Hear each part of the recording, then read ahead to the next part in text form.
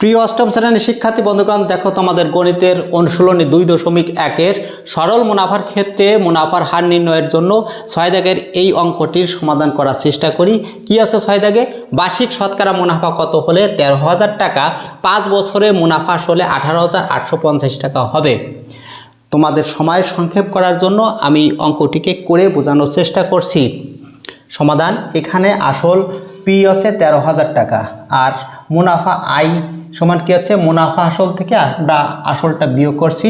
18,850 থেকে 13,000 টাকা যদি বিয়োগ করা হয় তাহলে মুনাফা আসছে কত? 5,850 টাকা। আর সময় আমাদের কি দেওয়া আছে?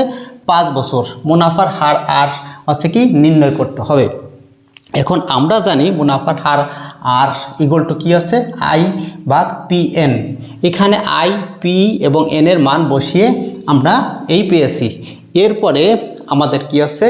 বাকি অংশটুকু আমরা এই পাশে করেছি যে শতকরায় প্রকাশ করার জন্য আমাদের শতকরার 100 গুণ দিয়ে আমরা শতকরা চিহ্নটিকে ডান পাশে বসিয়েছি এবং এর সমাধান করে আমরা পেয়েছি কত? 9%। তাহলে উত্তর কত হচ্ছে? মুনাফার হার হচ্ছে 9%। আশা করি প্রিয় শিক্ষার্থী বন্ধুগণ অঙ্কটি তোমরা বুঝতে পেরেছো।